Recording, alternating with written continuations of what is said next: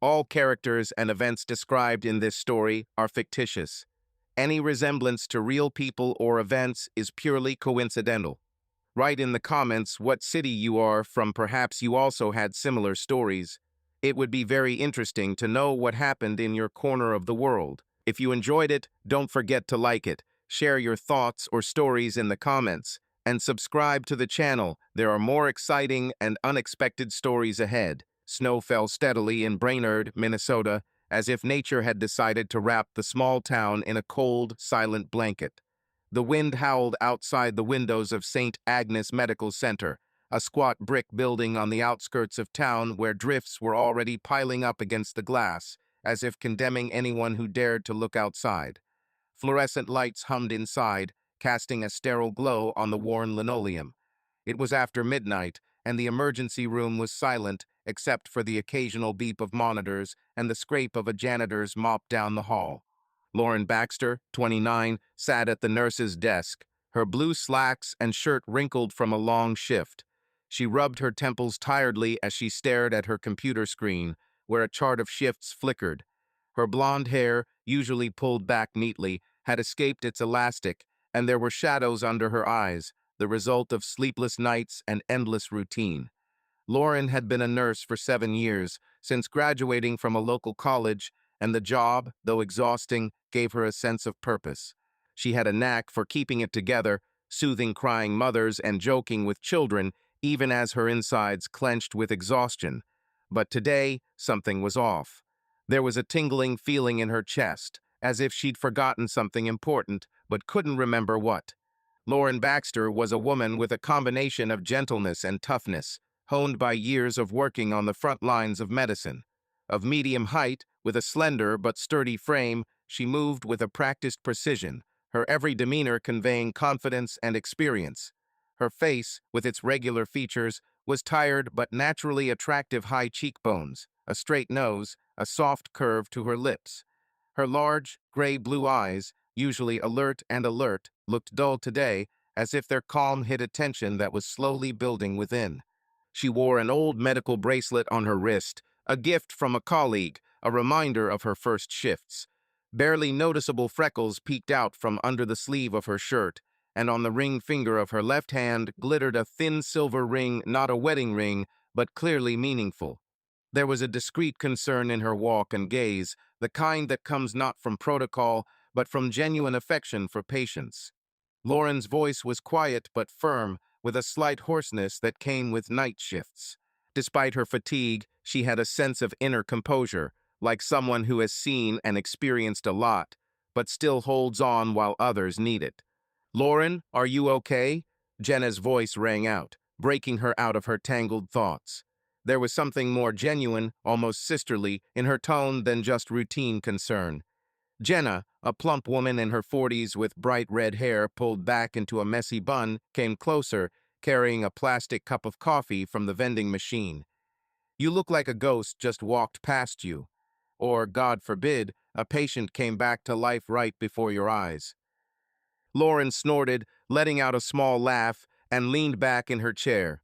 Her back was stiff, as if someone had been sitting on it all morning. "I'm just tired," she breathed out.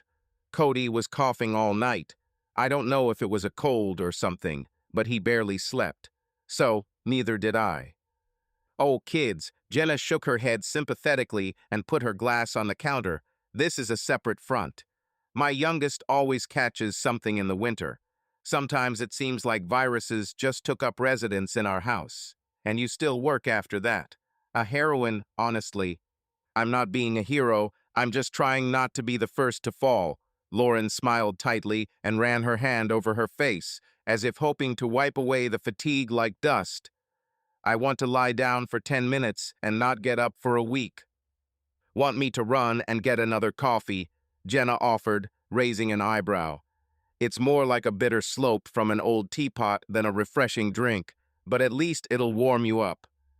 "Thank you." Lauren waved her hand, brushing him off, but there was a hint of desire in her voice.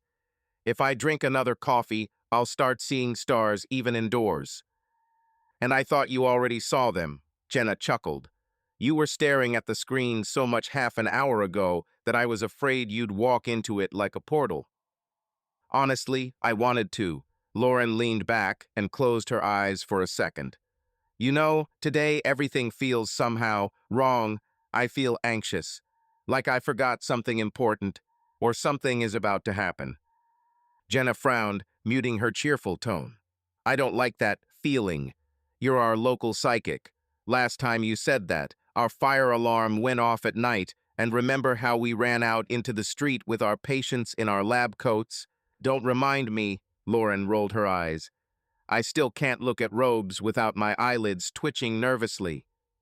Maybe it's just lack of sleep, Jenna suggested cautiously, but a spark of worry flashed in her gaze.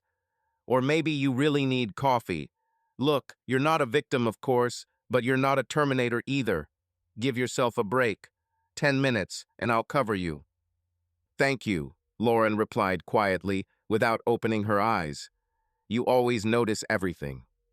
That's my superpower, Jenna chuckled, and was already heading back to the machine, to see when my friend is on the edge. She glanced at her watch, 12:47, 3 hours until her shift ended. Jack, her husband, was probably already asleep at home, curled up under the covers after his shift at the firehouse. She pictured him broad-shouldered, with his tousled dark hair and tired smile, and her chest warmed. They had been married 8 years, and while the passion of the early years had faded, they shared a quiet, secure love. At least, that was what Lauren thought. The hallway door slammed, and Dr. Dan Marshall walked into the room. He was in his mid-30s, tall, with neatly coiffed brown hair and high cheekbones that made him look like an actor from a TV show about doctors. Dan was new to Brainerd, having moved from Minneapolis 6 months ago, and his arrival had caused a stir among the nurses. He was charming without being saccharine, with a slight irony in his voice and a habit of staring a little too long. Lauren tried not to notice it, but sometimes she caught herself feeling her cheeks heat up under his gaze. Ladies, how's your night? Dan threw the folder of papers on the counter and smiled, revealing even white teeth. I hope you're not bored without patience.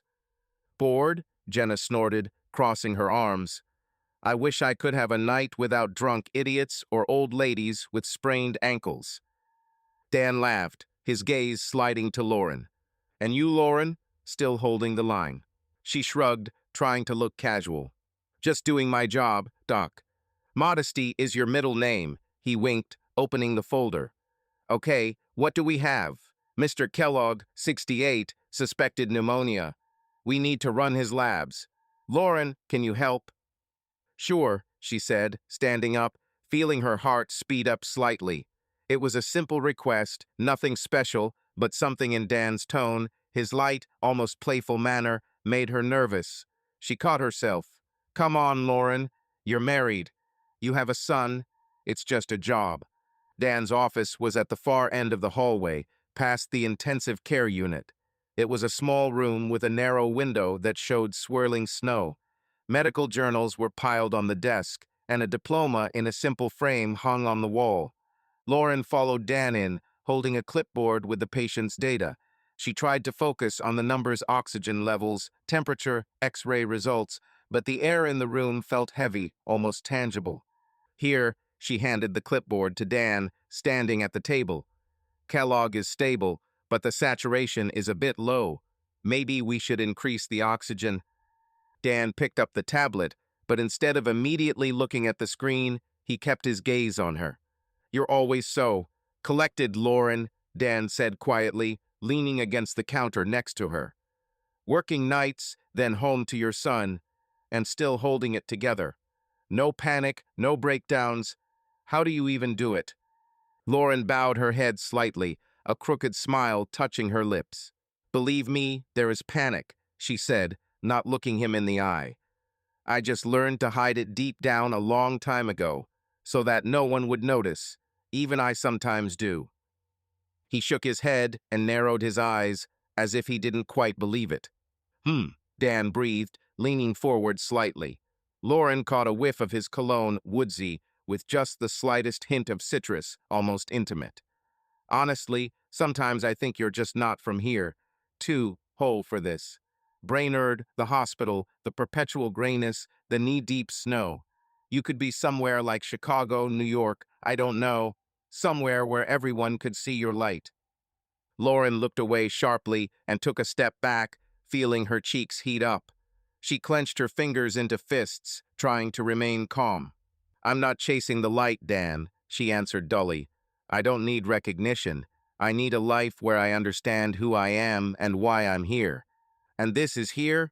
He nodded somewhere toward the corridor, behind which were hidden wards, vending machines with moldy sandwiches, and the alarming ringing of monitors. This is your real life? Yes, Lauren nodded briefly. Because I'm needed here. This is my home, my son, my purpose. Dan looked at her a little longer than was comfortable, as if trying to read between the lines what exactly she wasn't saying out loud. Real. He repeated, almost in a whisper, as if he was savoring the word. Are you sure that in this real life there is nothing that you leave behind the scenes, that you hide from yourself like that very panic? She clenched her teeth, but did not answer. The silence between them was not empty, it rang with unexpressed feelings, unspoken words, and perhaps regrets. Lauren felt something tighten inside her. His words struck a chord she had tried not to think about. Yes, she had a family, a home, and stability, but there were also nights when she lay awake, staring at the ceiling, asking herself, is this it? Is this my life? She pushed these thoughts away, as she always did. Let's talk about Kellogg, she said, trying to get the conversation back on track. What do you think about antibiotics? Dan nodded, but there was a hint of disappointment in his eyes. He started talking about treatment, but Lauren wasn't listening anymore. Her thoughts were racing. Her heart was beating faster than it should. She suddenly realized that they were alone in this small room, and the thought was both terrifying and exciting. An hour later, after the samples had been sent to the lab and Kellogg had received a new dose of medication, Lauren returned to the counter. Jenna had gone on break, and the department had grown even quieter. Lauren sat looking out at the empty hallway, trying to calm herself. It doesn't mean anything, she kept telling herself. Just chatter. He's like that with everyone. But deep down, she knew that wasn't entirely true. Dan wasn't looking at her the way he looked at others. And worse, she was looking back at him, even if she didn't realize it. Dan's office door opened again, and he walked out, holding his coat. Lauren, I'm done. Want a ride home? There's a snowstorm outside, and your shift is ending soon. She hesitated. Going with Dan was a bad idea, too much risk, too much. Everything. But the thought of trudging through snowdrifts at 3 in the morning was unbearable. Okay, thank you, she said finally, avoiding his gaze. Just give me 5 minutes to pack my things. Dan's car, an old black Ford, smelled of leather and coffee. Lauren sat in the passenger seat, clutching her bag in her lap as the wipers lazily swept snow off the windshield. The radio played some blues, and in the dim light of the car, Dan's face seemed softer than usual. You're a bit quiet today, he noted, without taking his eyes off the road. Is something wrong? I'm just tired, she lied, looking out the window. The snow swirled in the headlights like a flock of ghosts. Tired, he repeated, and there was a hint of mockery in his voice. You know, Lauren, I'm beginning to think you're hiding a whole universe from the world. What's in that head of yours? Dreams, fears, secrets. She turned to him, ready to snap, but his eyes dark, watchful stopped her. There was no irony in them, only genuine interest, and that was dangerous. I have no secrets, she said, but her voice wavered. I'm ordinary. Work, home, family, nothing special. Ordinary, he shook his head. No, Lauren, you're not ordinary. You're alive, real, like you said, and I can see how you try to keep it all under control, but sometimes you just want to let go, right? Her breath hitched. He was too close, not physically, but emotionally. His words were touching something deep inside her, something she had long ago buried under layers of duty and responsibility. She wanted to argue, to tell him he was wrong, but instead she remained silent, looking at his hands, tightly gripping the steering wheel. The car pulled up in front of her house, a small two-story cottage with peeling paint and a snow-covered porch. There were no lights on. Jack and Cody were asleep. Lauren reached for the doorknob, but Dan suddenly put his hand on her wrist. His touch was warm, almost scalding. "Lauren," he said quietly, "if you ever want to talk, or not talk, I'm here." She froze, her blood pounding in her temples. This was the moment when she could have walked away, would have just opened the door and stepped out into the cold, toward her life, her family. But instead, she turned to him, and their eyes met. There was a promise in his eyes, not of love, not of a future, but of something else, something she couldn't name but desperately wanted to feel. "Dan," she began, but her voice broke. And then he leaned down, and his lips found hers, hesitantly, almost timidly, but with such force that she gasped. The kiss lasted only a few seconds, but it was enough for the world to collapse around her. Lauren pulled away, her hand shaking as she opened the door. "This is a mistake," she whispered, not looking at him. "This shouldn't have happened." "Lauren, wait," he began, but she was already out of the car, slamming the door. The cold stung her cheeks, and the snow crunched under her feet as she ran toward the house. It was quiet inside, save for the ticking of the living room clock. Lauren leaned against the wall, trying to catch her breath.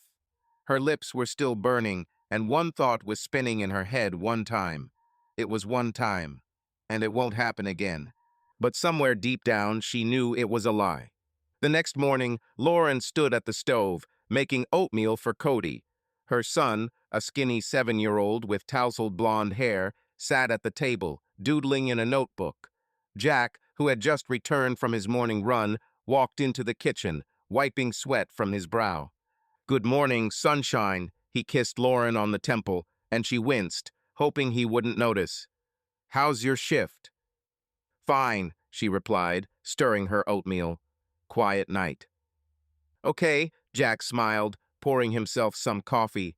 "Cody, are you ready for school? Don't forget about your biology project."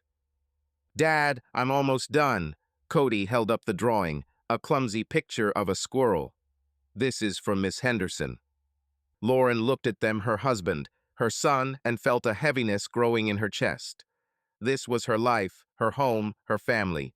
But the memory of Dan's kiss, the warmth of Dan's hand, lingered. She gripped the spoon so tightly her knuckles turned white.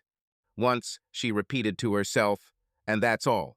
But deep down, doubt was already beginning to form, as thin as a crack in the ice, ready to split everything she had so carefully built. The snow in Brainerd had given way to a cold, stinging rain that pounded the rooftops and ran down the windows, turning the streets into a gray mess. The night was muggy at St. Agnes Medical Center, despite the damp outside. Lauren Baxter, still in her blue uniform pants and shirt, sat at the nurse's desk, trying to concentrate on the patient notes. Her thoughts were racing, and the memory of kissing Dan Marshall a few days ago burned like an open wound. She told herself it had been a mistake, a one-time meltdown, but every time Dan passed, her heart gave a traitorous lurch. They were on duty together again today. Jenna, the other nurse, had gone home with a migraine, leaving Lauren and Dan alone in the nearly empty ER. The silence was oppressive, broken only by the hum of the lights and the occasional footsteps of a janitor in the back hallway. Lauren tried to avoid Dan, but his presence was palpable even from a distance in the occasional glance, in the two long silences when their paths crossed at the coffee machine. "Lauren, can you check the supplies in the treatment room?" Dan's voice came from behind her, and she jumped. He was standing at the door of his office, holding a clipboard. His tone was businesslike, but there was a familiar glint in his eyes. "Yes, right now," she said, standing up. She needed to move, to do something to take her mind off things. The treatment room was in the basement, and Lauren decided to go out the back door to get some air. Rain was pounding the pavement, and without thinking, she stepped into the downpour, forgetting her umbrella. The cold streams immediately soaked her hair and the uniform that clung to her body. She froze, closing her eyes, letting the water wash away the tension, but the sound of footsteps made her turn around. "Are you taking a shower outside?"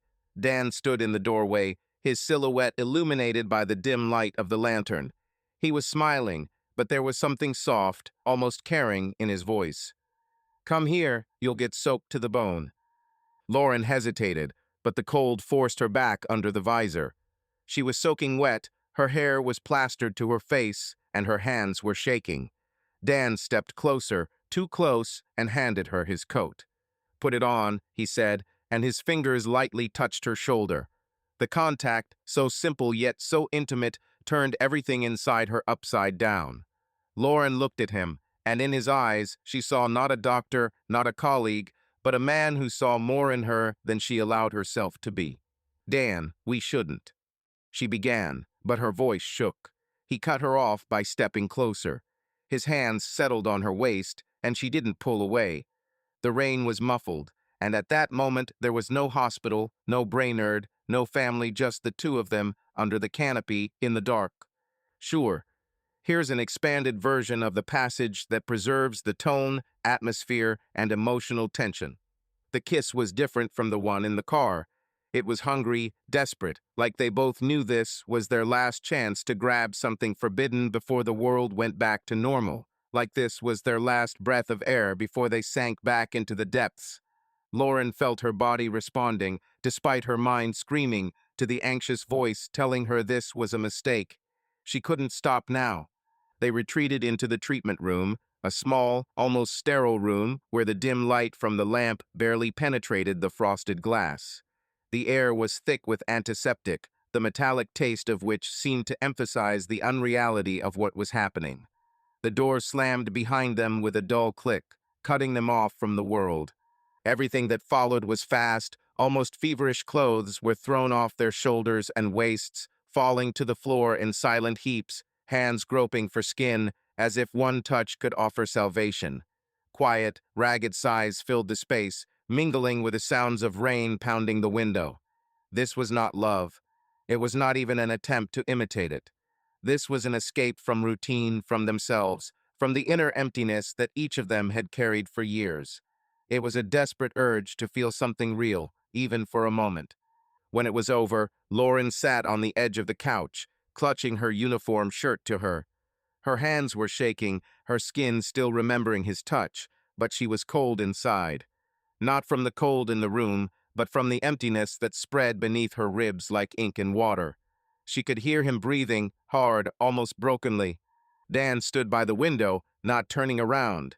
He looked at the rain through the cloudy glass, as if he hoped the drops would wash away what had just happened. He was silent.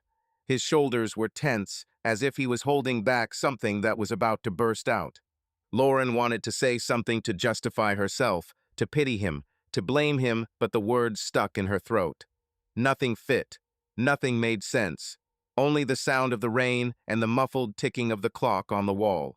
She stood up, adjusting her uniform, slowly fastening the buttons, as if each one were a step back into reality.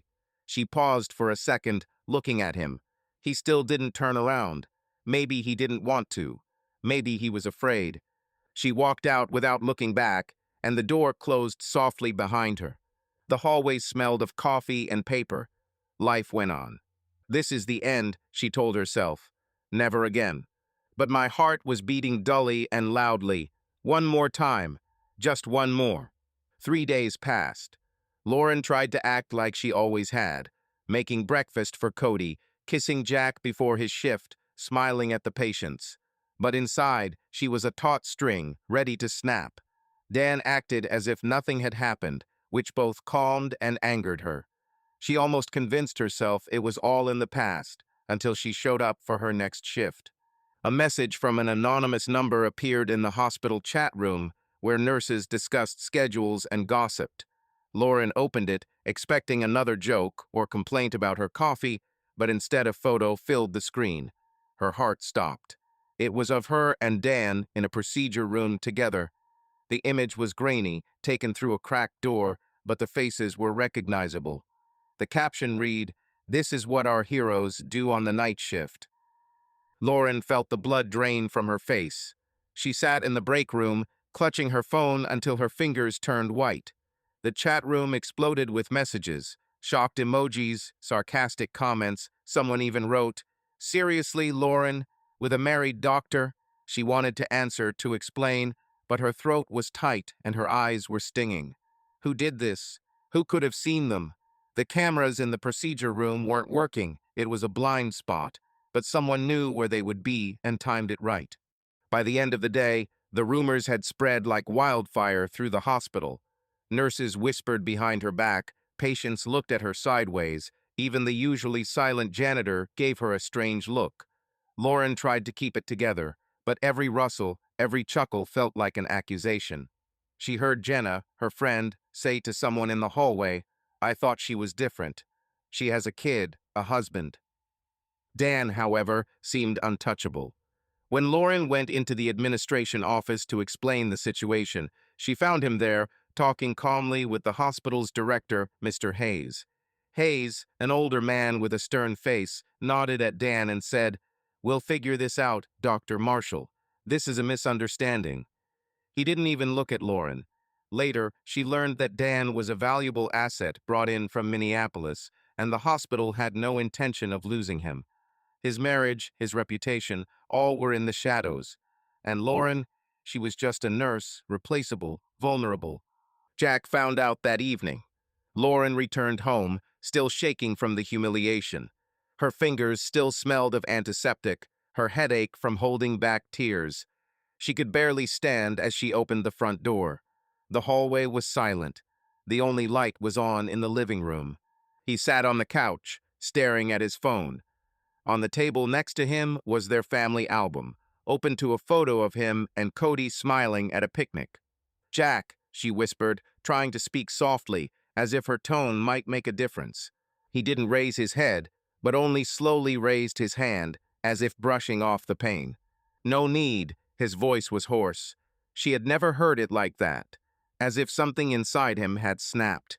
She took a step, but he looked at her sharply. His eyes were empty, as if he were looking right through her. "I saw everything," he continued. "The photo, the chat, the time, the place, even the way you smile, the way you used to smile at me." Lauren felt something heavy and icy squeeze inside her. Her lips trembled. "It was a mistake," she said softly.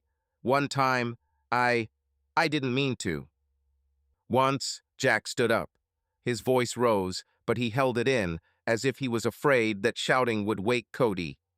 "Do you really think that changes anything? Once, you were with him. In the hospital, Lauren. While I'm here, while I'm making our son's porridge, you."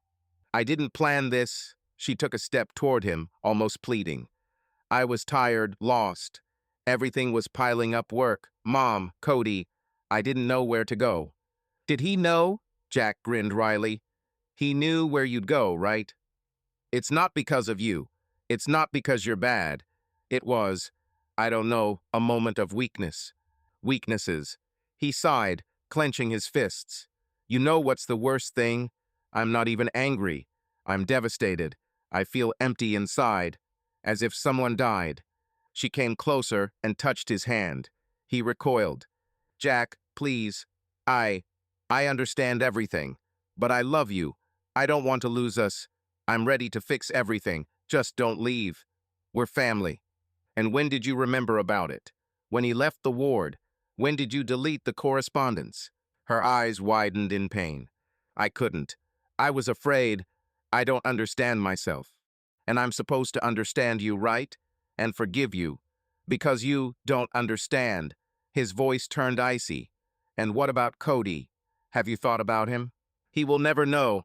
I would never." "You already did it, Lauren," he hissed. "Even if he doesn't know it now, he'll feel it. Kids feel everything. I feel it, and I'm 34, for fuck's sake." He grabbed the jacket from the hanger. Her heart began to pound in panic. "Where are you going? Please don't go. Don't leave me." "I don't know who you are," he said quietly.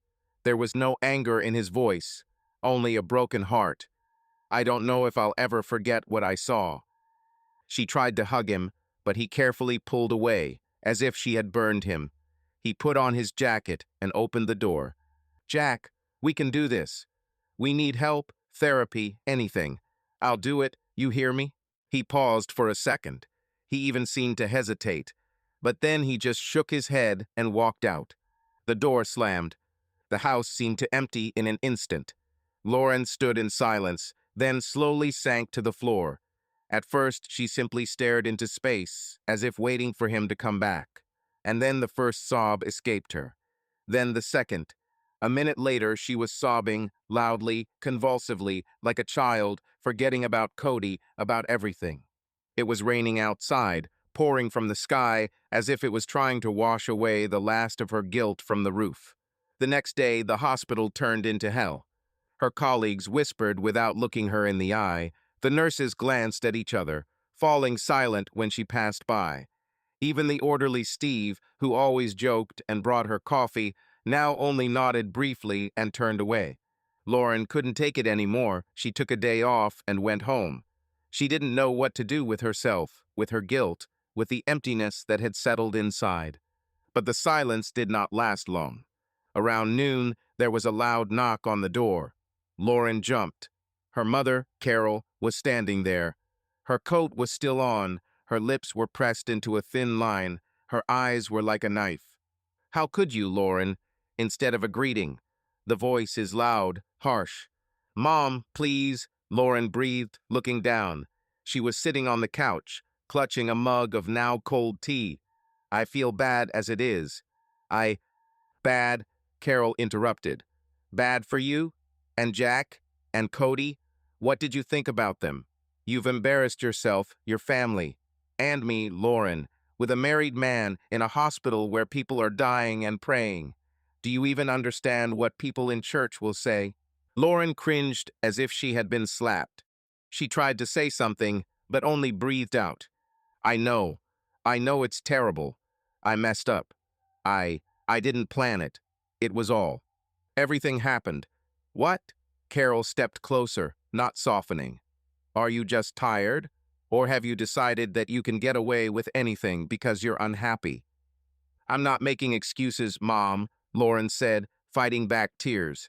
"It's just, you don't know what it's like to have to carry everything all the time. The house, the job, Cody, the pressure from all sides. I broke down. It doesn't mean I'm a bad mother." "Oh, not bad." Carol smiled bitterly. "So this is what a bad mother means now, someone who destroyed her family. Do you know where Jack is now?" "No, he should be with Cody. And you? What will you tell your son?" I don't know," Lauren whispered. "I just want to make things right." "Fix it." Carol threw on her scarf, already heading for the door. "Maybe start with prayer. Not whining, not self-pity, but repentance. And think of Cody. He didn't deserve a mother like that." She walked out, slamming the door. The house became even colder than before she arrived. Later, Lauren picked up Cody from school. He immediately noticed that his mother was different. Her eyes were red. Her smile was fake. In the car, he quietly asked, "Mom, does Dad not love us anymore?" Lauren's heart sank so hard, she almost drove off the road. "No, honey. He loves us. It's just, sometimes adults need a little time to think." "Did you have a fight?" The voice was thin and uncertain. She nodded, not knowing how to answer honestly without destroying his world. "A little, yes, but we will fix everything. I promise." They had pizza for dinner, Cody with pineapple. Jack usually joked that it was blasphemous, but today it was quiet. The TV was on at half power, the news playing in the background. "Mom, is Dad coming tomorrow?" Cody asked, looking at the pizza box. Lauren swallowed the lump in her throat and looked at her son, who had the same eyes as Jack. "I don't know, baby, but he loves us, and he needs you very, very much." Cody nodded. Then he stood up, put his arms around her waist, and whispered, "I don't want you to quarrel. Dad laughs when you're around." Lauren's eyes filled with tears, and she pulled her son close, burying her nose in his hair. "Me too, Bunny. Me too." But she didn't believe her words. The city that had once seemed cozy was now suffocating her. Neighbors whispered, coworkers looked away, and at the local supermarket the cashier, an old acquaintance, looked at her with disdain. Lauren felt like a leper, and every look, every word, only drove her deeper into despair. The rain in Brainerd hadn't stopped, turning the streets into muddy rivers that flowed along the side of the road, carrying leaves and small debris with them. It was quiet in Lauren Baxter's house, but it wasn't a peaceful quiet. It was heavy, like the air before a storm. She sat in the kitchen, staring at the empty coffee mug she clutched in her hands. It was an old mug with a faded duck design, a gift from Jack on their third anniversary. Lauren wasn't sure why she still held on to it, but she couldn't throw it away. Maybe it was the only thing that connected her to the life that had been shattered in just a few days. On the table was a letter from the hospital, delivered that morning. Official letterhead, cold language. Due to the incident that occurred on May 12th, you have been suspended pending an internal review. Please report for an interview on May 20th at 10 a.m. Lauren read it 3 times, and each time the words cut like glass. Review was a formality, she knew it. The hospital didn't want a scandal, but someone had to be the scapegoat, and that someone was her. Dan Marshall, they whispered in the corridors, had already returned to his duties as if nothing had happened. His reputation was intact, and Lauren was a target. She stood up to pour herself some water, but her hands were shaking and the glass almost slipped. She was afraid to look in the mirror in the hallway. She knew what she would see there. A pale face, dark circles under her eyes, tangled hair. A woman she no longer recognized. Lauren tried to hold on for the sake of Cody, her 7-year-old son, but even that was becoming difficult. His questions, his gaze, everything reminded her of what she had done. The morning began with a trip to the supermarket. Lauren had hoped that the early hour and the rain would keep the curious away, but she was wrong. Cub Foods was crowded despite the weather. She pushed her cart down the aisles, trying to keep her eyes down, but she could feel the eyes on her. They were everywhere. The cashier who took too long to scan her items, the older woman at the cereal aisle who whispered something to her companion, even the teenager in the uniform who stopped sweeping the floor to look at her. Lauren gripped the handle of the cart so hard her knuckles turned white. She wanted to scream, "What do you all want from me?" But instead, she silently filled her basket with milk, bread, and frozen pizza, all she could afford until she figured out her money. At the checkout, she ran into Melissa, an old friend from high school. They hadn't been close in years, but they'd texted each other occasionally, exchanging jokes about their kids or complaining about the weather. Melissa was standing in the next line, holding a basket of groceries. Lauren looked up, hoping for a smile, for some warmth, but Melissa looked away. It wasn't an accident. She looked away abruptly, as if Lauren were contagious. Lauren felt a tightness in her chest and quickly lowered her head, pretending to check her receipt. But inside, everything was screaming, even you left me." She sat in the car for a few minutes without starting the engine. The rain pounded the roof, and she looked at her hands, resting on the steering wheel. They were red from the cold, with bitten nails, the result of nervous nights. Lauren wanted to cry, but there were no tears. Only an emptiness that grew with each passing day, consuming everything that was left of her old life. Carol, Lauren's mother, showed up unannounced, as usual. She walked into the house, shaking water off her umbrella, and began talking immediately, wasting no time on greetings. Her dark coat smelled damp, and her face was as stern as her words. "I talked to Pastor David," she said, taking off her gloves. "He said you could come to confession if you truly repent. But Lauren, these are not just words. You have to understand what you've done." Lauren stood at the sink, washing dishes that were already clean. She didn't want to look at her mother, but she could feel her gaze on her, heavy, judgmental. "Mom, I know what I did," she said quietly, trying to keep her voice even. "I don't need the church to tell me that." "No church?" Carol snorted, crossing her arms. "You destroyed your family. You brought shame on us all. Jack's gone, Cody's growing up without a father, and you're sitting here washing dishes like nothing happened. You chose this, Lauren. You chose sin." Lauren pressed her lips together, feeling the anger boiling inside her. She wanted to scream that it wasn't that simple, that she hadn't chosen pain, hadn't chosen loneliness. But Carol didn't understand. To her, the world was black and white.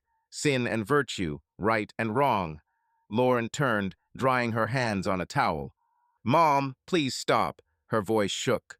I'm trying to cope. For Cody, for me, but you're making it worse. Carol looked at her with cold disappointment. You're not coping, Lauren. You're drowning. And if you don't get help from God, from your family, from anyone, you're going to take your son down with you. She was gone, leaving behind a damp smell and a bitter aftertaste. Lauren stood in the middle of the kitchen, staring at the closed door. She wanted to run after her mother, to beg her to stay, to hug her like she had when Carol was softer. But she knew it was useless. Carol saw her not as a daughter, but as a sinner, and that was worse than any loneliness. Cody came home from school at 4 o'clock. Lauren heard the front door slam and went to greet him, plastering on a smile. He dropped his backpack in the hallway and pulled off his wet sneakers, leaving muddy footprints on the floor. His blonde hair was tousled and his cheeks were flushed from the cold. Hey, sunshine, Lauren sat down next to him, helping him take off his jacket. How's your day? Cody shrugged, not looking at her. He usually chatted nonstop about his friends, about Miss Henderson, about the squirrel he saw at recess. But today he was quiet, and it made Lauren wary. Cody, what happened? She touched his shoulder gently. Are you okay? He looked up at her with his eyes, big and blue, like Jack's. There was something new in his gaze, something that made her heart clench. Mom, he said slowly, as if tasting the words, what is a woman of easy virtue? Lauren froze. The word hit her like a slap, and for a moment she thought she had misheard. But Cody was looking at her, waiting for an answer, and she knew it was true. Where did you hear that? Her voice was hoarse, almost alien. At school, Cody looked down, fiddling with the hem of his sweatshirt. Josh said his mom said you were, well, like that, and that his dad left because of it. Lauren felt the air leave her lungs. She wanted to say something, to explain, but the words were stuck in her throat. Her son, her little boy, looked at her with confusion and fear, and she didn't know how to protect him from the truth. From her truth. Cody, she took his hands, trying to speak calmly, even though everything inside was screaming. People say mean things sometimes because they don't know the whole story. Don't listen to them, okay? I'm your mom, and I love you. That's the most important thing. He nodded, but his eyes remained doubtful. Lauren wrapped her arms around him, holding him close, and felt his small body tense. He didn't push her away, but he didn't hug her back like he used to. When he went to his room, saying he wanted to draw, Lauren stood in the hallway, looking at his backpack. She felt like she was losing him, slowly but surely. That night, after Cody had fallen asleep, Lauren locked herself in the bathroom. She sat on the edge of the tub, looking at the tile floor, where a crack gaped in the corner. The lamp was too bright, so she turned it off, leaving only a dim nightlight. It was easier to breathe in the dark, or so she thought. She tried to remember the last time she felt alive. Not just existing, but living with joy, with hope. Maybe it was when Cody was born and she held him, tiny, in her arms, or when Jack first told her he loved her, standing by the lake the first year they'd known each other. But those memories felt foreign, like photographs from someone else's album. Now there was only pain, guilt, and a loneliness that settled over her like a cold fog. Lauren clenched her fists, feeling her nails dig into her palms. She wanted to scream, to smash something, but instead she just sat there, staring into space. Her chest was constricting, her breath coming in short, ragged gasps, as if someone was squeezing the air out of her. She knew it was panic, she'd seen it in patients, she knew the symptoms, but she couldn't stop it. She felt like she was drowning, like the walls were closing in, like there was no way out. But there were no tears. Lauren waited for them, almost begged for them to come, for something to come out, but her eyes remained dry. It was worse than crying, this emptiness, this inability to even let the pain out. She covered her face with her hands and sat there until she heard the clock in the living room strike 2 in the morning. The next morning, Lauren got up like a robot. She made Cody breakfast oatmeal with banana, his favorite. She smiled when he came downstairs, sleepy and gloomy. She helped him pack his backpack. But every step, every movement was difficult, as if she were dragging an invisible weight behind her. When Cody left for school, she was alone in the empty house. The phone was silent, no messages, no calls. Even Jenna, who used to text every day, stopped answering. Lauren went to the window and looked out. The rain had stopped, but the sky was gray, heavy as her thoughts. She thought about Jack. Where was he now? At the firehouse? With a friend? Or maybe with another woman who wouldn't betray him like she had? The thought stung, but Lauren pushed it away. She had no right to be jealous, not after what she'd done. The only thing holding her together was Cody. She knew she had to be strong for him, but the strength was slipping through her fingers like sand. Lauren walked back into the kitchen, picked up the mug with the duck in it, and put it in the cabinet out of sight. It was a small step, but it gave her a sense of control, an illusory one, but a necessary one. She didn't know what would happen next. The hospital interview, the lawyer talking if Jack filed for divorce, the gossip that wouldn't stop. But in that moment, standing in her kitchen, Lauren realized one thing: she was alone. And that loneliness wasn't just the absence of people, it was inside her, like a part of her. The rain in Brainerd had finally stopped, leaving behind a damp, bone-chilling chill. The streets glistened with puddles, and the air smelled of wet earth and pine needles. Lauren Baxter stood at her kitchen window, looking out at the gray sky that seemed to weigh down on the city with all its weight. The house was quiet. Cody had gone to school, and Jack hadn't been home in a week.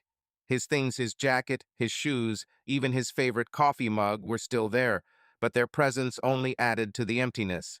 Lauren felt like a ghost in her own house, gliding through rooms where every corner was a reminder of her mistake. She couldn't stay cooped up inside any longer. The walls were closing in, the silence was deafening. After that night in the bathroom, sitting there, choking with panic, but unable to cry, Lauren knew she had to do something. Not to fix the past that was impossible, but to keep herself from going crazy. She thought about the women's shelter Jenna had once mentioned. Hope House was on the outskirts of Brainerd, an old schoolhouse that had been converted into a refuge for those fleeing abuse, poverty, or simply a life that had broken them. Lauren had never thought she'd end up there, but now it seemed like the only place she could find meaning. She pulled on an old jacket, pulled on her sneakers, and walked out the door, not allowing herself to change her mind. The cold air stung her cheeks, but it was better than the stuffy silence of the kitchen. As Lauren walked down the sidewalk, her eyes lingered on familiar details: a peeling pizza sign, a sagging mailbox on the corner, a frozen puddle at the intersection. Brainerd had been her home all her life, but now it felt foreign, as if the city and its people had abandoned her. The House of Hope was more modest than Lauren had expected. A two-story building with peeling paint and narrow windows, it sat behind a low fence, revealing a small yard with a swing and a bench. The sign outside was simple, unadorned: House of Hope, a shelter for women and children. Lauren paused at the door, clutching the strap of her purse. Her heart was pounding not with fear, but with uncertainty. What was she doing here? She, a nurse, a mother, a woman now called a slut in the school hallways. But there was no turning back. The inside smelled of soup and laundry detergent. The lobby was cramped, with worn linoleum and a bulletin board covered with children's drawings and class schedules. The woman behind the counter, in her 50s, with short gray hair and tired eyes, looked up as Lauren entered. "Hello," Lauren said, trying to sound confident. I'd like to help, as a volunteer." The woman, whose name tag read Martha, looked at her with mild curiosity but no judgment. "Okay," she replied, opening the folder. "We always need hands. What's your name?" "Lauren Baxter." She hesitated, expecting her name to provoke a reaction. Rumors traveled like wildfire in Brainerd, and she was sure that even here at the orphanage, someone would have heard of the scandal. But Martha simply nodded, writing down the name. "Do you have any work experience?" she asked, without looking up from the folder. "I'm a nurse," Lauren swallowed. "I worked at St. Agnes Hospital. I can do bandages, take blood pressure, help with children." Martha raised her eyebrows, but didn't ask why the nurse was volunteering at the shelter. Great. We have a lot of work here. Come on, I'll show you what's what. Lauren expected questions, suspicious glances, but there were none. Martha acted as if Lauren were just another pair of hands, and it was oddly liberating. For the first time in a week, Lauren felt like she could breathe. Like if you also think that treason should be punished, the shelter was full of life, despite its simplicity. In the dining room, women and children sat at long tables, eating soup and sandwiches. Some were talking, some were silent, staring at their plates. Lauren noticed a woman with a black eye, holding tightly to a little girl's hand. Another, very young, with a tattoo on her wrist, nervously fidgeted with a napkin. There were stories here that Lauren could only guess at, but no one shared them without a reason, and no one asked why she was there. Martha assigned Lauren to help in the nurse's office, a small room with a couch, a cabinet of bandages, and an old blood pressure monitor. Lauren started out simple, taking the blood pressure of an elderly woman named Ruth, who complained of dizziness. Ruth was thin, with wrinkled hands and a soft voice. She didn't look Lauren in the eye, but she thanked her when she was finished. "Are you a nurse?" Ruth asked as Lauren removed the cuff. "Yes," Lauren answered, trying to smile. "For 7 years now." "Okay," Ruth nodded, as if that was all she needed to know. She didn't ask why Lauren wasn't in the hospital, and Lauren was grateful for that silence. Next was a young woman, Casey, with a swollen ankle. She sat on the couch, nervously tapping her fingers against her knee. Her hair was pulled back into a messy bun, and there were shadows under her eyes. "I fell yesterday," Casey said without going into detail. "It hurts when I walk." Lauren examined her ankle, gently feeling the skin. "It looks like a sprain. It needs to be kept at rest and ice applied. I'll give you a bandage and show you how to apply it properly." Casey nodded, but her eyes were far away. Lauren wanted to ask what was wrong, but stopped herself. It wasn't customary to pry into other people's stories, and she respected that rule. Instead, she focused on her work, applying a bandage, explaining how to avoid strain, giving her a couple of ice packs. Casey muttered a thank you and limped away. The work was simple, familiar, and Lauren threw herself into it like a lifeline. She helped with bandages, handed out medication, and taught one of the women how to use her asthma inhaler. Every action, every small gesture, gave her back a little bit of control. Here at the shelter, she wasn't that Lauren, not the cheater, not the mother who had failed her son. She was simply a woman who could help. By evening, Lauren had joined the volunteers at the shelter next door. It was a temporary homeless shelter that handed out food and provided beds for the night. Unlike the House of Hope, it was noisy and chaotic. People crowded around the entrance, holding plastic bowls, waiting for a hot meal. The smell of stewed meat and potatoes mingled with the dampness of clothes and unwashed bodies. Lauren stood behind the counter, serving bowls, and tried not to think about how far she had come from her old life. A man in a torn jacket, with a gray beard and hands red from the cold, handed her a bowl. "Thank you, ma'am," he said, and his voice was surprisingly soft. Lauren nodded, feeling a lump in her throat. She'd seen people like this in the hospital, the homeless, the alcoholics, the social outcasts. But here, standing with a ladle in her hand, she felt them for the first time, not as patients, but as people. They had their own troubles, their own stories, and they didn't look at her with judgment. Next to her was a volunteer named Sheila, a woman in her 40s with an eyebrow piercing and a loud laugh. She chatted nonstop, encouraging those who came up for food. "Hey, Joe, how's your leg?" she called the man in the wheelchair. "Don't forget to come back tomorrow. I'll give you more." Lauren was silent, but Sheila didn't push. She simply worked alongside her, occasionally throwing Lauren a quick smile. It was strangely comforting, being a part of something without having to explain who you were or why you were there. When the distribution was over, Lauren helped clear the tables and wash the pots. Her hands were red from the hot water, but she didn't complain. The physical work drowned out her thoughts, and for the first time in a long time, Lauren didn't feel like she was drowning. She was tired, but it was a good tired not from endless torment, but from doing something useful. Lauren got home late. Cody was already asleep, and the nanny, Mrs. Hill's neighbor, had left a note on the table. Cody ate, did his homework. Call if you need anything. Lauren took off her jacket and sat on the couch, watching the dark TV screen. Her body hummed with fatigue, but there was something new in her chest, not hope, no, but something close to it. Relief, maybe. At the shelter, no one knew about her past, no one whispered behind her back. There had been real troubles, their bruises, hunger, fear, and they made her own pain seem smaller, manageable. She remembered Casey, the woman with the swollen ankle and her empty stare. Lauren didn't know what had brought Casey to the shelter, but she saw herself in her, a woman trying to hang on no matter what, and it gave Lauren a strange sense of connection, as if helping others was helping herself. Lauren went to bed without turning on the light. For the first time in a week, she wasn't thinking about Jack or the hospital or the gossip. She was thinking about tomorrow, about going back to the shelter, putting on another bandage, handing out another bowl of soup. It was an atonement. She knew she couldn't erase her guilt, but it was a start, a small step toward feeling human again. Brainerd was in the gray gloom of late spring, the snow gone but the green still frozen in the ground.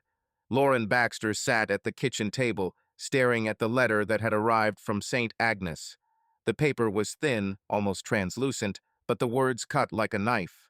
Due to the breach of professional ethics and damage to the reputation of the institution, your employment contract is terminated effective May 20th.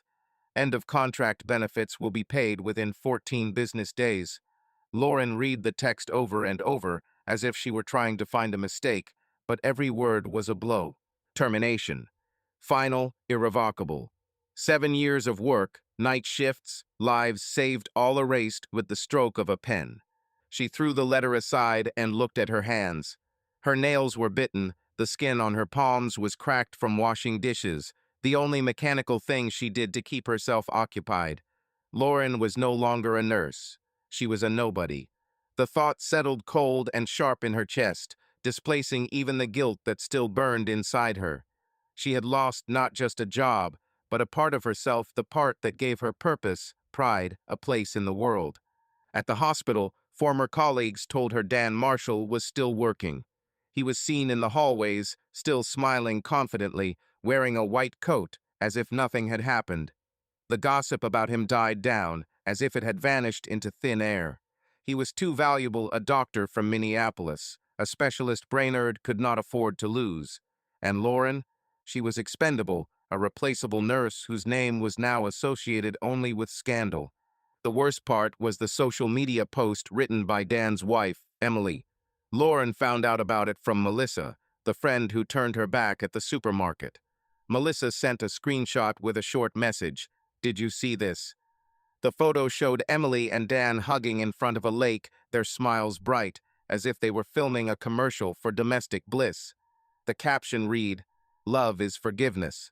Dan and I have been through hard times, but we chose each other.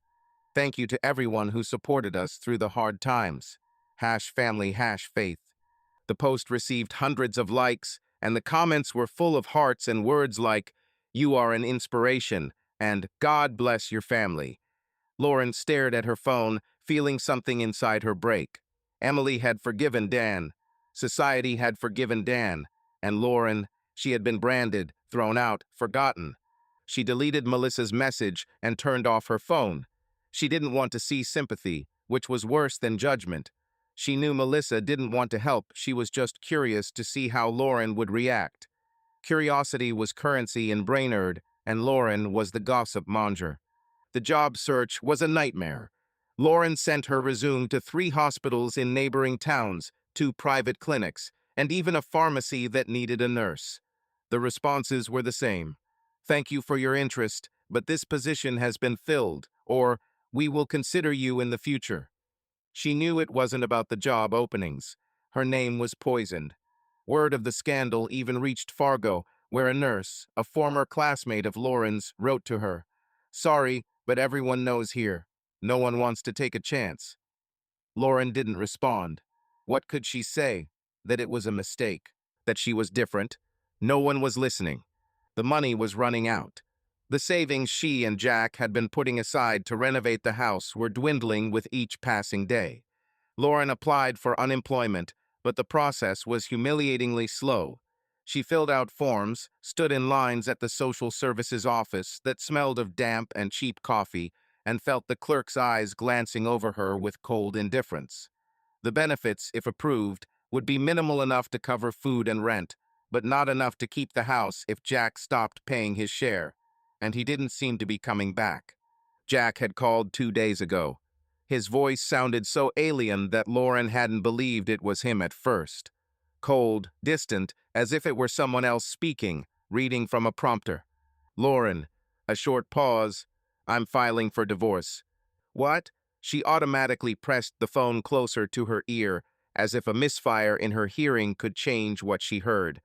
My lawyer is already preparing the papers. He spoke dryly, without a trace of emotion. And I intend to keep Cody. He needs stability. And you can't give it to him. Wait, Jack, please. The voice broke, turning almost into a whisper. Don't do this. Don't take Cody away from me. He's all I have left. You chose this yourself, he snapped. You knew where this was going. No, Lauren swallowed convulsively. I was wrong, yes, but I'm fighting. I've changed. Too late, Jack said, and there was silence on the other end. Then a short beep as the call was disconnected. Lauren sat on the living room floor, clutching her phone until the screen went black. Her heart was pounding like it was trying to escape her chest. Cody, her boy, her sunshine. The thought of losing him was worse than any pain, worse than unemployment, worse than loneliness. She remembered him laughing, bringing her drawings, asking 1,000 questions at dinner. And yet, Jack was right about one thing. She had destroyed their family. And now he was turning her weaknesses into weapons. Leaving the house became torture.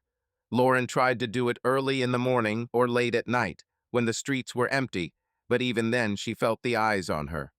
At the supermarket, the cashier, Mrs. Larson, who had known Lauren since she was a child, now looked at her with cold politeness, and her "have a nice day" sounded like a mockery. Lauren bought only the bare necessities: bread, milk, pasta, so as not to linger at the checkout.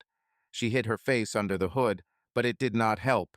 Shame was like a shadow that followed her everywhere.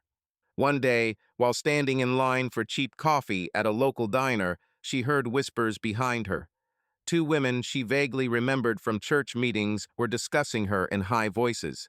They say she's on welfare now, said one, adjusting her glasses. And she was such a nice girl. Her mother, Carol, must be dying of shame.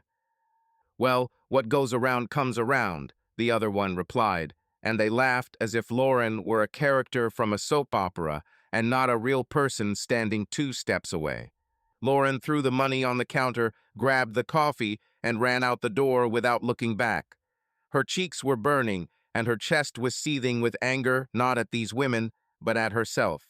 She hated her weakness, her inability to respond, to defend herself. But what could she say? They were right. She had slipped up, and now all of Brainerd was pointing fingers at her.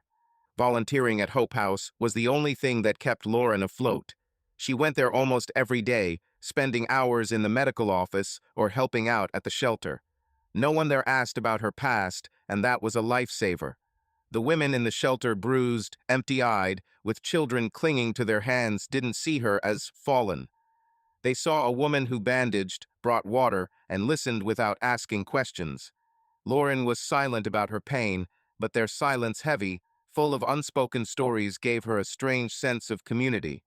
One day, while on shift at the shelter, she got into a conversation with Sheila, the volunteer with the piercings and the loud laugh. They were washing pots after dinner, and Sheila, drying her hands on a towel, suddenly said, "You know, Lauren, you're not like other volunteers. Most come to feel better, to show how kind they are. But it's like you're here to survive." Lauren froze, clenching her lip.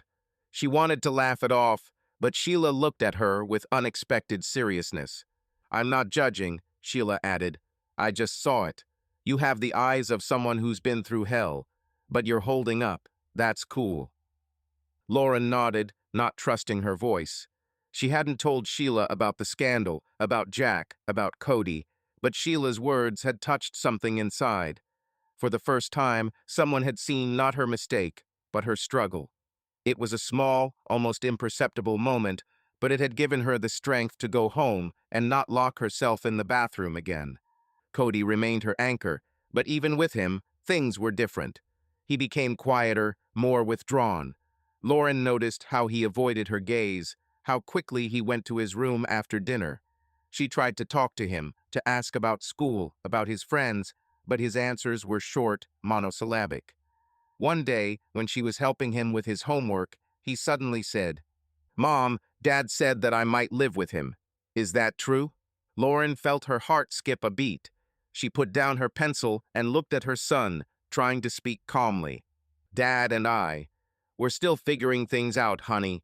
But no matter what happens, I'll always be your mom, and I'll never stop loving you." Cody nodded, but there was worry in his eyes. Lauren hugged him, but he didn't hug her back, and that was the worst part. She knew she was losing him, and there was nothing she could do about it. That night, Lauren lay in bed, staring at the ceiling. Sleep wouldn't come. She thought about Jack, about his talk of divorce, about Cody, who might go to live with his father. She thought about the hospital, about Dan, about Emily's post, about how easily society forgives some and destroys others. But most of all, she thought about herself. Who was she now? Not a nurse, not a wife, not the mother she wanted to be. She was a woman on welfare, a woman afraid to go to the store, a woman whose name had become synonymous with shame. But in the darkness, in the wreckage of her life, Lauren felt something new, not hope, but stubbornness. She didn't know how to get Cody back, how to repair her reputation, and how to move on. But she knew she wouldn't give up. For her son, for herself.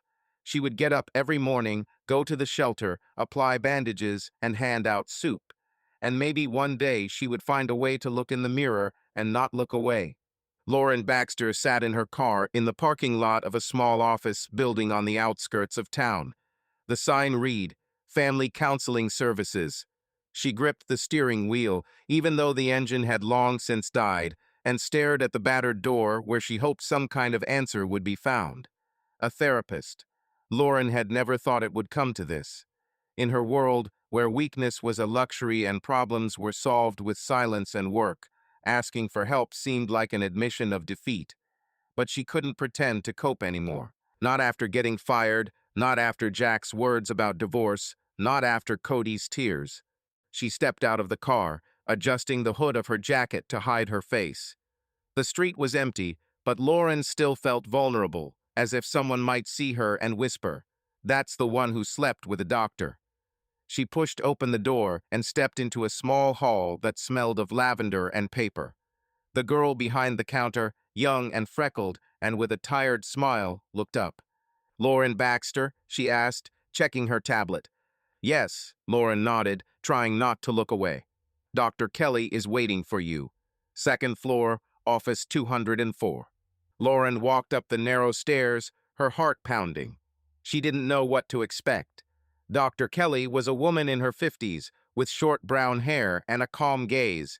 Her office was simple: a couch, a chair, a desk with a box of tissues, and a potted plant. No diplomas on the walls, no unnecessary details, just the warm morning sun pouring through the window. "Good morning, Lauren," Dr. Kelly said, gesturing to the sofa. "Have a seat. Would you like some water or tea?" "No, thank you." Lauren sank down onto the couch, clasping her hands in her lap. She felt awkward, like she was in someone else's house without an invitation. "Okay." Dr. Kelly sat down in the chair across from him, holding her notepad but not opening it. "We can start with anything. Or just sit, if that's more comfortable for you." Lauren was silent. She looked at her sneakers, at the small smudge of dirt on the lace. What should she say? That her life was in tatters? That she had lost her job, her husband, her reputation? That her son was looking at her with worry, and she didn't know how to fix it? The words seemed too heavy, too real. It was easier to remain silent. Dr. Kelly took her time.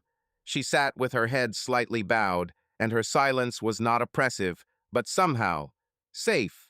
Lauren waited for a catch, but there was none. After 10 minutes that seemed like an eternity, she finally squeezed out, "I don't know why I'm here." "That's normal," Dr. Kelly said, her voice soft but not cooing. "A lot of people come in and don't know. Is there something that's bothering you? Even a little thing?" Lauren swallowed.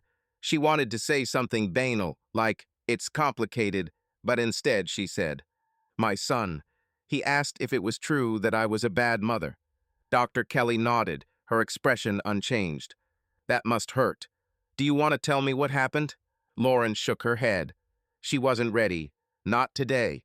But Cody's words, his confused look, burned inside.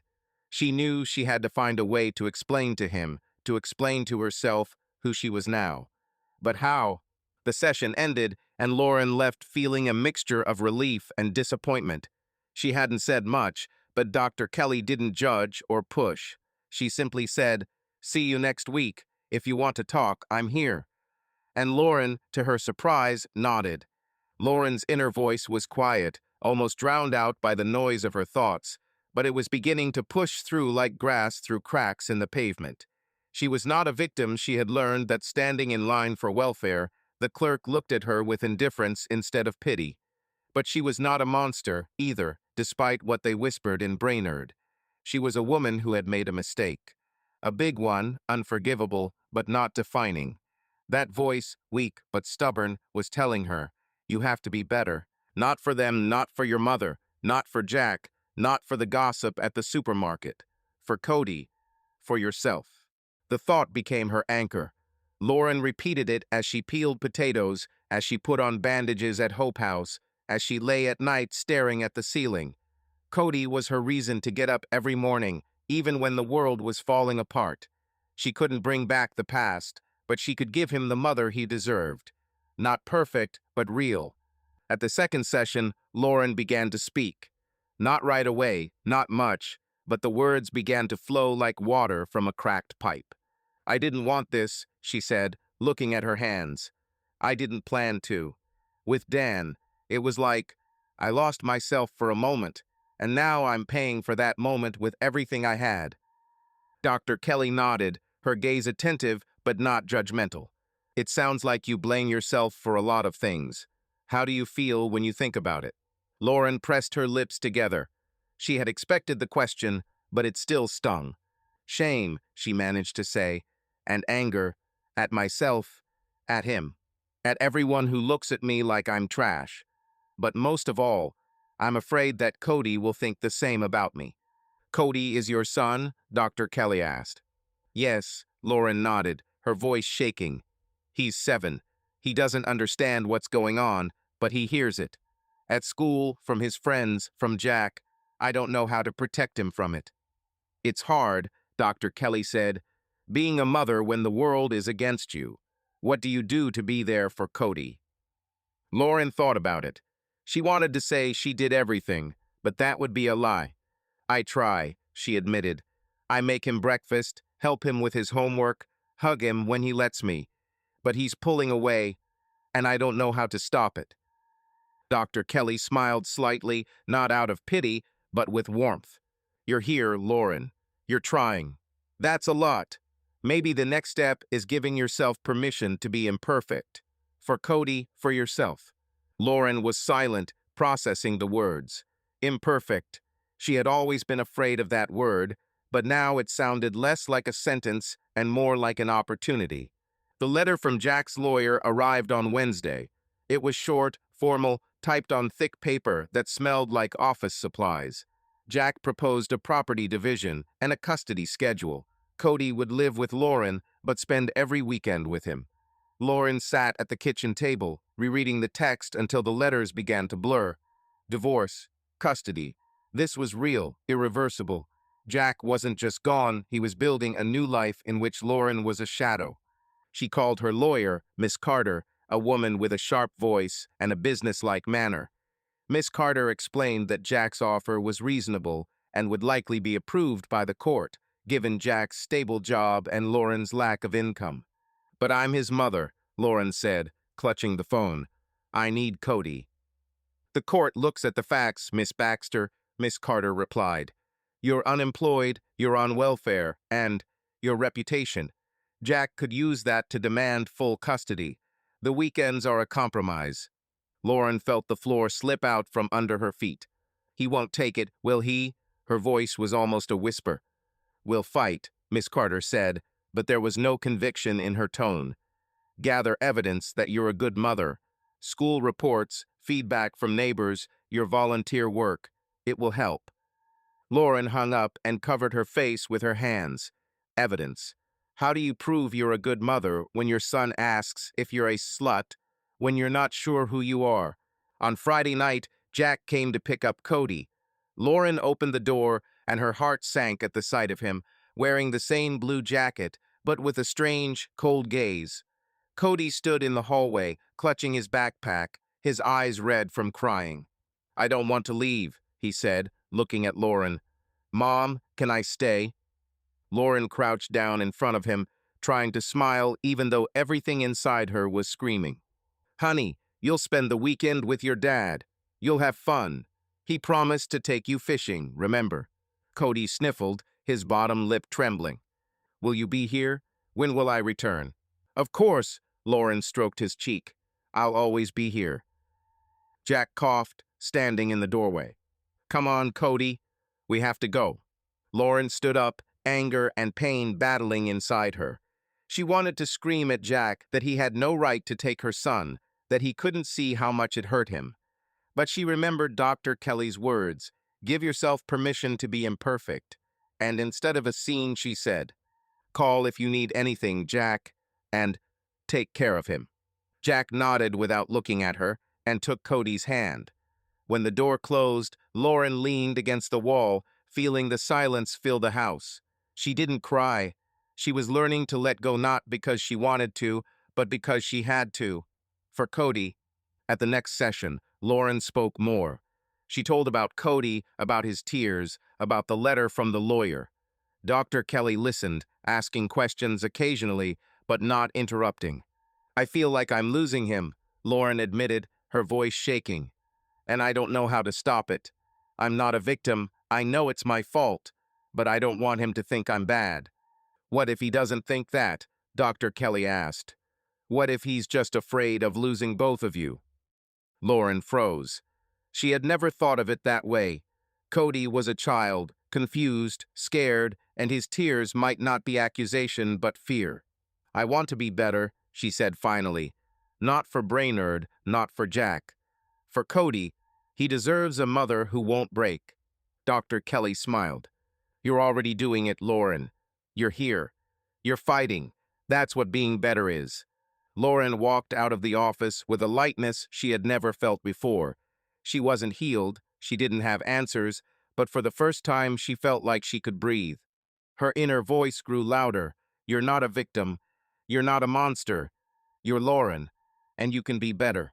At Hope House, Lauren kept working. She applied bandages, handed out soup, and listened to quiet thank yous from women whose eyes were as tired as hers. Sheila, the pierced volunteer, became her shadow, not a friend, but someone who understood. One day, as they cleared tables after dinner, Sheila said, You know, I was at rock bottom too. My husband beat me, I drank, I lost my job. But I got out. Not right away, but I got out. You can do it too. Lauren looked at her, feeling a lump in her throat. How did you do it? She asked. Sheila shrugged. One day at a time, and stopped listening to what others say. They don't live your life. Lauren nodded. It was simple, but it was true. She couldn't control Brainerd, Jack, even Cody, but she could control herself. And that was a start. Cody came back Sunday night, tired but with a small smile. He showed Lauren a rock he'd found by the lake and told her how his dad had taught him to cast a fishing rod. Lauren listened, holding him close, feeling warmth spread through her chest. He was here. He was her son. And as long as he smiled, she knew she could do this. Brainerd was in the gray gloom of late spring, the snow melting but green yet to poke through the frozen ground. Lauren Baxter sat at the kitchen table, staring at the letter that had arrived from St. Agnes. The paper was thin, almost translucent, but the words cut like a knife. Due to unethical conduct and damage to the reputation of the institution, your employment is terminated effective May 20th, 2025. End of contract benefits will be paid within 14 business days. Lauren read the letter over and over, as if she were trying to find a mistake, but every word was a blow. Termination. Final, irrevocable. 7 years of work, night shifts, lives saved, all erased with the stroke of a pen. She put the letter down and looked at her hands. Her nails were bitten, the skin on her palms was cracked from washing dishes, the only mechanical thing she did to keep herself occupied. Lauren was no longer a nurse. She was a nobody. The thought settled cold and sharp in her chest, displacing even the guilt that still burned inside her. She had lost not just a job, but a part of herself, the part that gave her purpose, pride, a place in the world. At the hospital, former colleagues told her Dan Marshall was still working. He was seen in the hallways, still smiling confidently, wearing a white coat, as if nothing had happened. The gossip about him died down, as if it had vanished into thin air. He was too valuable a doctor from Minneapolis, a specialist Brainerd could not afford to lose. And Lauren? She was expendable, a replaceable nurse whose name was now associated only with scandal. The worst part was the social media post written by Dan's wife, Emily. Lauren found out about it from Melissa, the friend who turned her back at the supermarket. Melissa sent a screenshot with a short message. "Did you see this?" The photo showed Emily and Dan hugging in front of a lake, their smiles bright, as if they were filming a commercial for domestic bliss. The caption read, "Love is forgiveness. Dan and I have been through hard times, but we chose each other. Thank you to everyone who supported us through the hard times. #family #faith." The post received hundreds of likes, and the comments were full of hearts and words like, "You are an inspiration," and "God bless your family." Lauren stared at her phone, feeling something inside her break. Emily had forgiven Dan. Society had forgiven Dan. And Lauren? She had been branded, thrown out, forgotten. She deleted Melissa's message and turned off her phone. She didn't want to see sympathy, which was worse than judgment. She knew Melissa didn't want to help, she was just curious to see how Lauren would react. Curiosity was currency in Brainerd, and Lauren was the gossip monger. The job search was a nightmare. Lauren sent her resume to 3 hospitals in neighboring towns, 2 private clinics, and even a pharmacy that needed a nurse. The responses were the same. "Thank you for your interest, but this position has been filled," or "We will consider you in the future." She knew it wasn't about the job openings. Her name was poisoned. Word of the scandal even reached Fargo, where a nurse, a former classmate of Lauren's, wrote to her, "Sorry, but everyone knows here. No one wants to take a chance." Lauren didn't respond. What could she say? That it was a mistake? That she was different? No one was listening. The money was running out. The savings she and Jack had been putting aside to renovate the house were dwindling with each passing day. Lauren applied for unemployment, but the process was humiliatingly slow. She filled out forms, stood in lines at the social services office that smelled of damp and cheap coffee, and felt the clerk's eyes glancing over her with cold indifference. The benefits, if approved, would be minimal enough to cover food and rent, but not enough to keep the house if Jack stopped paying his share, and he didn't seem to be coming back. Jack had called 2 days ago, and his voice was so foreign that Lauren barely recognized it. He spoke briefly, without emotion, as if he were reading from a sheet of paper. "I'm filing for divorce, Lauren," he said. "My lawyer is already preparing the paperwork, and I'm going to do everything I can to keep Cody with me. He needs stability, and you can't give it to him."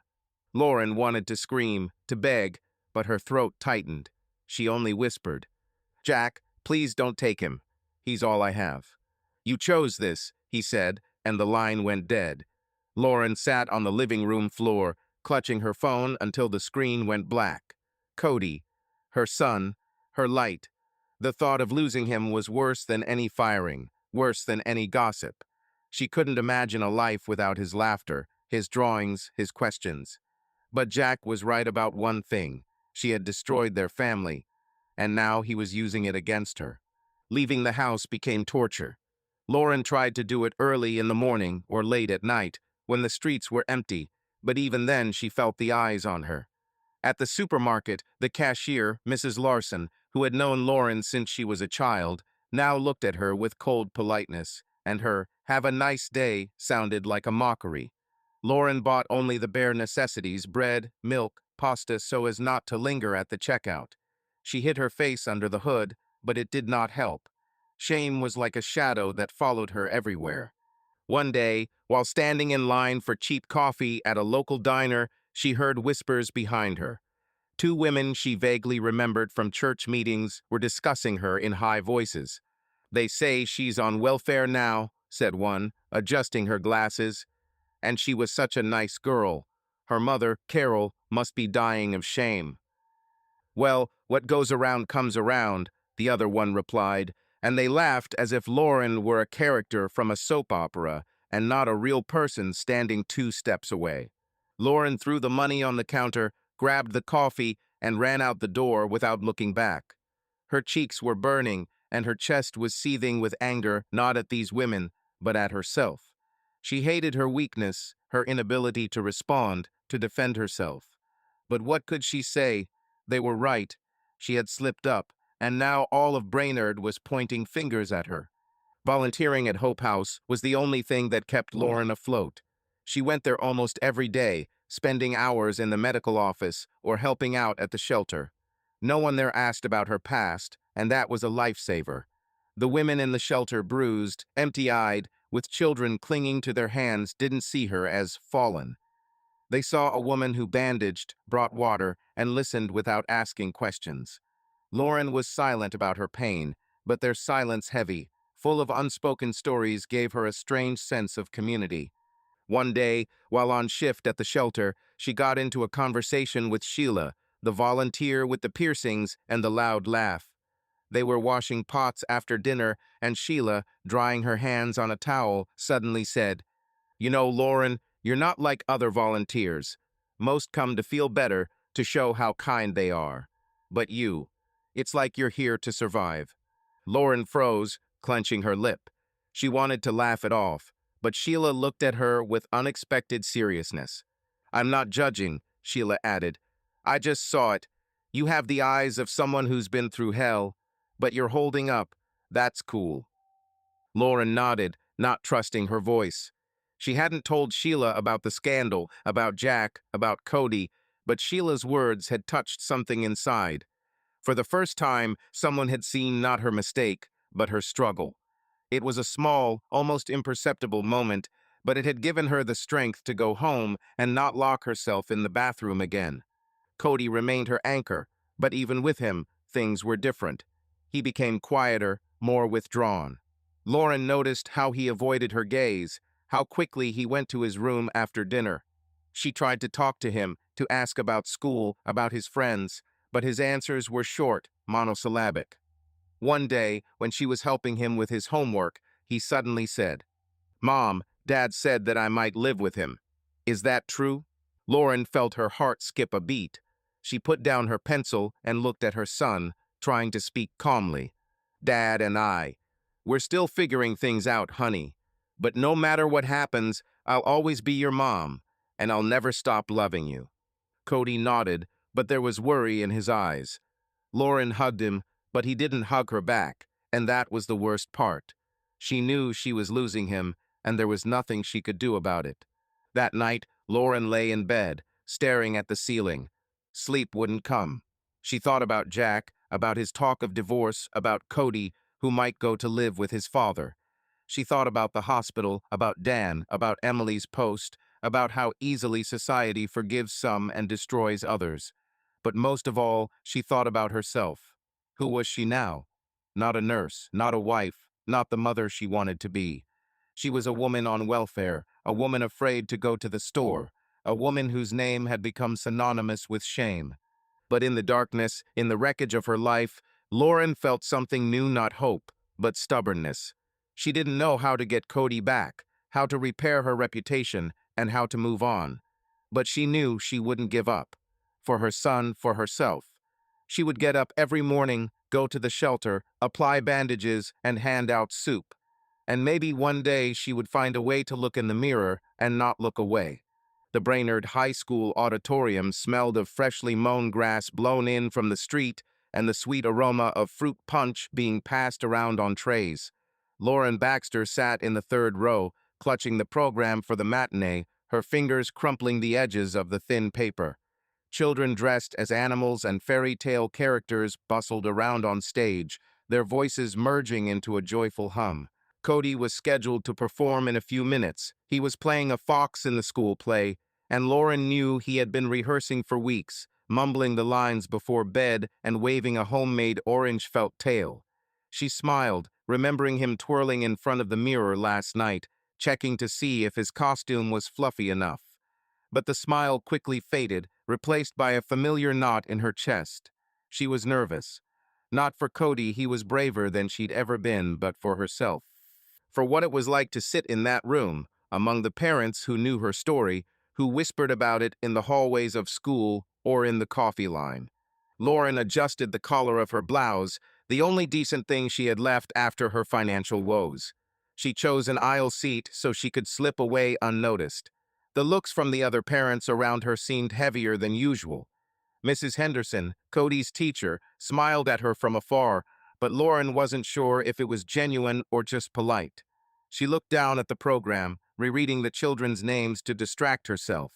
Cody Baxter Little Fox, her son, her pride. She took a deep breath, reminding herself of the words she'd repeated in the mirror that morning. You're here for Cody. Nothing else matters. The room was slowly filling up. Lauren could feel the tension rising, her shoulders growing more and more tense. She knew that events like these weren't just a joy for the kids, but also a stage for the adults, where everyone was judging each other, whose child was more talented, whose family was better off. Lauren wasn't part of that world anymore. She was a woman who worked in a nursing home, living on a modest salary, raising a son alone while her ex-husband built a new life. But here she was today, and that was already a victory. The lights dimmed and the curtain slowly rose. Children ran on stage, their voices ringing as they told a story about forest animals searching for lost treasure. Lauren sat up straight, her eyes searching for Cody. There he was, in an orange suit, with a mustache painted on his cheeks, standing slightly to the side, but his eyes were shining. He spotted her in the crowd and waved, just barely, so as not to break character. Lauren felt her heart clench with tenderness. She waved back, hoping he would see her smile despite the dimness. Cody was brilliant. He delivered his lines loudly, with a confidence that made Lauren proud. When he sang the Fox song, slightly off-key, but with such enthusiasm that the audience laughed and clapped, Lauren felt tears welling up in her eyes. Not from sadness, but from relief. Her son was happy. Despite the divorce, despite the gossip, despite her mistakes, he stood on stage and glowed. That was what mattered most. Lauren didn't immediately notice Jack entering the room. She was too engrossed in Cody's performance, but out of the corner of her eye she caught movement in the back row. She turned her head and froze. Jack, in the blue jacket she knew so well, had quietly sat down in one of the empty seats near the exit. He wasn't looking at her, his gaze fixed on the stage, but Lauren felt her pulse quicken. What was he doing here? He hadn't said he was coming. Their interactions had been limited to short calls about Cody's schedule, and even then his voice was cold, distant. Lauren clutched the program tighter, trying to focus on Cody, but Jack's presence was like a shadow hanging over her. She glanced at him. Jack was sitting up straight, his hands folded in his lap, his face still. He wasn't trying to get her attention, wasn't looking for her. Lauren didn't know whether to feel anger or relief or something else. She reminded herself that this wasn't about her. This was about Cody. If Jack was here for his son, she had no right to judge him. But her fingers still trembled as she looked back at the stage. The show ended to loud applause. The kids took their bows, some awkwardly, others with theatrical flourish. Cody beamed, his eyes searching the crowd for Lauren, and she clapped as hard as she could, hoping he would sense her pride. As the lights came up, parents began to stand, talking among themselves as they headed toward the stage to collect their children. Lauren stayed where she was, unsure of what to do. She wanted to go over to Cody, to hug him, to tell him how great he was, but Jack's presence was unsettling. She was afraid he would get there first, and their meeting would be awkward, public, with the other parents watching. Cody came running out from the wings, still in his fox costume, and rushed towards her, his face glowing with joy. "Mom, did you see? I haven't forgotten a single line," he exclaimed, hugging her. Lauren laughed, hugging him close, his felt tail tickling her arm. "You were incredible, honey," she said, kissing the top of his head. "I'm so proud of you." Cody turned around, noticing Jack slowly approaching them, his eyes lighting up even brighter. "Dad, are you here too?" Cody rushed towards Jack, who crouched down to hug him. "Of course he did," Jack said, his voice softer than Lauren remembered. "You were a real star, man." Lauren stood to the side, watching them. Her heart sank, not in pain, but in a strange feeling, a mixture of sadness and relief. Cody was happy to see them both, and that was more important than her own emotions. She took a step back, ready to leave to give them a moment, but Jack suddenly looked at her. His gaze was not cold as before, but somehow tired. "Lauren," he said quietly as Cody ran to show off his suit to his friends, "can I have a minute?" She nodded, feeling the tension return. They moved to the edge of the room, where there were fewer people. Lauren crossed her arms, trying to look calm, even though her heart was beating faster. "You did well," Jack said, looking away. "With Cody, he's okay, thanks to you." "Not just me," she answered quietly. "You're here too. He feels it."